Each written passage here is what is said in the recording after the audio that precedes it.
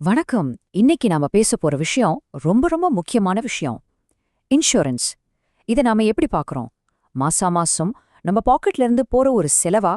இல்ல நம்ம குடும்பத்தோட எதிர்காலத்துக்காக பண்ற ஒரு முதலீடா? இந்த ஒரு கேள்விக்கு நீங்க சொல்ற பதில் உங்க குடும்பத்தோட எதிர்காலத்தையே மாத்தி எழுதலாம். வாங்க, இத பத்தி கொஞ்சம் ஆழமா அலசி பார்க்கலாம். பாருங்க, இந்த ஒரு வரியிலேயே மொத்த விஷயமும் அடங்கியிருக்கு. இன்சூரன்ஸ் அப்படிங்கிறது வெறும் பணத்தை பத்தின விஷயம் இல்லவே இல்ல. அது நம்ம குடும்பத்தோட நிம்மதி, அவங்களோட மன அமைதிய பத்தினது. சரி, இந்த ஒரு பாயிண்ட மனசுல வச்சுக்கிட்டு வாங்க நம்ம பேச்ச தொடரலாம். ஆனா நம்மள பல பேர் மனசுல ஓடுற ஒரு கேள்வி இதுதானா, நான் நல்லதான் தானே இருக்கேன், எனக்கு எதுக்கு இப்போ இன்சூரன்ஸ், எதுக்கு தேவையில்லாம மாசம் மாசம் காசு கட்டணும்? இது ரொம்ப சகஜமான கேள்விதான்னாலும், இந்த ஒரு எண்ணம் எவ்வளவு பெரிய ஆபத்துல நம்மள கொண்டு போய் விடலாங்கிறத பத்தி தான் நாம இப்போ பார்க்க போறோம். சரி, அந்த மாதிரி யோசிக்கிறதுனால என்ன ஆகும்? வாங்க, ஒரு நிஜ வாழ்க்கைக்கு ரொம்ப பக்கத்துல இருக்கிற ஒரு கதை மூலியமா இதை புரிஞ்சுக்க முயற்சி பண்ணலாம். உண்மைய சொல்ல போனா, இது வெறும் ஒருத்தரோட கதை இல்ல. நம்மள பல பேர் இப்படிதான் யோசிச்சுட்டு இருக்கோம் இல்லையா? இது நம்ம மனநிலையோட கதை. இவரோட பேரு ரமேஷ். வயசு 38. ஒரு பிரைவேட் கம்பெனில வேலை. மாசம் ஒரு 45,000 ரூபாய் சம்பளம் வாங்குறாரு. ஒரு மனைவி, 2 குழந்தைங்க. அப்புறம் ஹோம் லோன் வேற இருக்கு. அதுக்கு மாசம் 18,000 ரூபாய் இஎம்ஐ கட்டிட்டு வர்றாரு. சுருக்கமா சொன்னா, நம்மள மாதிரி ஒரு சாதாரண மிடில் கிளாஸ் வாழ்க்கை வாழ்ந்துட்டு இருக்கார். யாராவது இன்சூரன்ஸ் பத்தி கேட்டா ரமேஷ் சொல்ற ஒரே பதில் இதுதான். சார், நான் நல்ல ஆரோக்கியமா இருக்கேன், இன்சூரன்ஸ்லாம் அப்புறம் பாத்துக்கலாம். இந்த மனநிலை நமக்கு ரொம்ப பரிச்சயமான ஒண்ணுதானே. நம்மள எத்தனை பேர் இப்படி நினைக்கிறோம். ஆனா வாழ்க்கை நம்ம கணக்கெல்லாம் கேட்டுட்டு மாறுறதில்ல. எல்லாமே நல்லாதான் போயிட்டு இருந்துச்சு. ஒரு சாதாரண திங்கக்கிழமை காலையில ரமேஷ் வழக்கம் போல வேலைக்கு கிளம்புறார். ஆனா விதி வேற மாதிரி ஒரு கணக்கு போட்டு வச்சிருந்தது. யாரும் எதிர்பார்க்காத ஒரு பைக் விபத்து. 3 நாள், வெறும் 3 நாள்ல மருத்துவமனை, ஐசியூன்னு அவரோட வாழ்க்கை மொத்தமா நின்னு போச்சு. பாத்தீங்களா, வாழ்க்கை எவ்ளோ கணிக்க முடியாததுன்னு. சரி, ரமேஷ் போயிட்டார். இப்போ அவரோட குடும்பத்தோட நிலைமை என்ன? கொஞ்சம் யோசிச்சு பாருங்க. அவர் கஷ்டப்பட்டு சேர்த்த மொத்த சேமிப்பும் வெறும் 6 மாசத்துல கரைஞ்சு போச்சு. ஆனா வீட்டுக்கடன் இஎம்ஐ மாசா மாசம் வந்து நின்னுச்சு. குழந்தைங்களோட ஸ்கூல் ஃபீஸ் கட்ட முடியுமாங்கிறதே ஒரு பெரிய கேள்விக்குறியா மாறிடுச்சு. ரமேஷோட மனைவிக்கு எந்த வருமானமும் இல்ல. சரி, உறவினர்கள் தான் எவ்வளவு நாளைக்கு உதவ முடியும் சொல்லுங்க? ரமேஷோட கதை கேக்குறதுக்கு ரொம்ப வருத்தமா இருக்கு இல்லையா?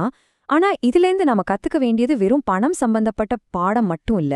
இது நம்ம மனநிலைய பத்தினது, நம்ம பயத்துக்கும் நம்ம பொறுப்புக்கும் நடுவுல இருக்கிற ஒரு முக்கியமான விஷயம். இப்போ பாருங்க, இதுதான் இன்சூரன்ஸோட உண்மையான அர்த்தம். நாம நினைக்கிற மாதிரி இன்சூரன்ஸ்ங்கிறது ஐயோ எனக்கு ஏதாவது ஆகிடுமோங்கிற நம்மளோட சுயநலமான பயத்துக்காக எடுக்கிறது இல்ல. அதுக்கு பதிலா, ஒருவேளை நான் இல்லன்னா என்ன மட்டுமே நம்பி இருக்கிற என் குடும்பத்தோட வாழ்க்கை என்ன ஆகும், அவங்க எப்படி வாழ்வாங்க அப்படிங்கிற ஒரு மகத்தான பொறுப்புணர்ச்சியால எடுக்கப்படுற ஒரு விஷயம். சரி, இப்போ அந்த பொறுப்புணர்ச்சி நமக்கு வந்துடுச்சு. நம்ம குடும்பத்தை நாம தான் பாத்துக்கணும்னு முடிவு பண்ணிட்டோம். ஆனா அதுக்கு சரியான கருவி எது? அதை எப்படி செய்யறது? வாங்க பார்க்கலாம். 1,00,00,000 ரூபாய். அப்பா, இந்த நம்பரை பார்த்த உடனே நமக்கு என்ன தோணும்? அடேங்கப்பா, இவ்ளோ பெரிய தொகையா? இத சேர்க்கறதுக்குள்ள நமக்கு வயசாயிடுமே அப்படின்னு தானே தோணுது. ஆனா ஒரு நிமிஷம், அங்கதான் ஒரு ட்விஸ்ட் இருக்கு. 1,00,00,000 ரூபாய்க்கு ஒரு டேர்ம் இன்சூரன்ஸ் கவர் எடுக்கணும்னா மாசம் மாசம் நீங்க எவ்வளோ பிரீமியம் கட்டணும்னு நினைக்கிறீங்க? சும்மா ஒரு கெஸ் பண்ணுங்களேன். ஒரு 10,000 இல்ல 20,000 இருக்குமா? நிஜமாவே ஆச்சரியப்படுவீங்க. மாசம் வெறும் 800 ரூபாயிலிருந்து 1,200 ரூபாய் கட்டினாலே போதும். ஆமா, நீங்க கேட்டது சரிதான். 1,00,00,000 ரூபாய் பாதுகாப்புக்கு இவ்ளோதான் பிரீமியம். நம்மள பல பேர் இன்சூரன்ஸ்னா ரொம்ப காஸ்ட்லி, நம்மளால முடியாதுன்னு நினைக்கிறோம் இல்லையா? அந்த எண்ணத்தை இது மொத்தமா உடைக்குது. இங்கதான் நாம சேமிப்புக்கும் இன்சூரன்ஸ்க்கும் உள்ள முக்கியமான வித்தியாசத்தை புரிஞ்சுக்கணும். நீங்க 1,00,00,000 ரூபாய சேமிக்கணும்னா அதுக்கு குறைஞ்சது 20லிருந்து 25 வருஷம் ஆகும். ஆனா ஒரு டேர்ம் இன்சூரன்ஸ் பாலிசி உங்களுக்கு ஏதாவது ஒண்ணுன்னா அடுத்த கணமே உங்க குடும்பத்துக்கு அந்த 1,00,00,000 ரூபாய கொடுத்துடும்.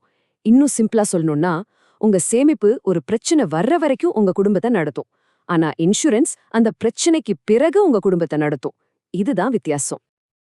ஆனா இங்கதான் நம்மள பல பேர் ஒரு பெரிய தப்ப பண்றோம். என்ன தெரியுமா? பரவாயில்ல, என்கிட்ட ஏற்கனவே ஒரு எல்ஐசி பாலிசி இருக்கு, நான் ஒரு என்டவுமெண்ட் பாலிசி வச்சிருக்கேன், அது போதும் அப்படின்னு நாமளே நம்மள சமாதானப்படுத்திக்கிறோம். முதல்ல ஒன்னு புரிஞ்சுக்கோங்க, எல்லா இன்சூரன்ஸ் பாலிசியும் ஒன்னு கிடையாது. இந்த அட்டவணையை கொஞ்சம் பாருங்க, உங்களுக்கே புரியும். நீங்க வச்சிருக்கிற சேமிப்பு பாலிசியோட முக்கிய நோக்கம் என்ன? வருமானம், அதாவது ரிட்டர்ன்ஸ். அதனால அதுல உயிர் காப்பீடு, அதாவது லைஃப் கவர் ரொம்ப கம்மியா இருக்கும்.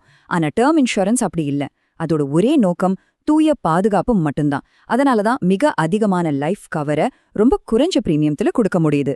சிம்பிளா சொல்லணும்னா, பணத்தை சேர்க்க சேமிப்பு பாலிசி, குடும்பத்தை பாதுகாக்க டேர்ம் இன்சூரன்ஸ், ரெண்டையும் குழப்பிக்கவே கூடாது.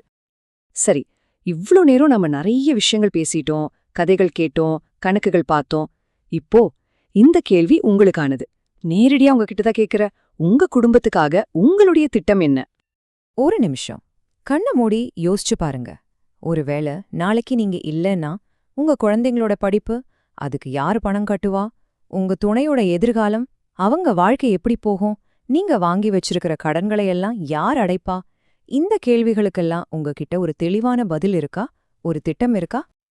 இந்த கேள்விகள் உங்களை பயமுறுத்துறதுக்காக இல்ல, உங்களை தயார்படுத்துறதுக்காக மட்டும்தான். இன்னைக்கே இப்பவே ஒரு 10 நிமிஷம் ஒதுக்குங்க. ஒரு பேப்பர், பேனா எடுங்க. முதல்ல உங்க மாச வருமானத்தை எழுதுங்க. அடுத்து, நீங்க இல்லனாலும் உங்க குடும்பம் வாழ மாசம் எவ்வளவு பணம் தேவைப்படும்னு கணக்கு போடுங்க.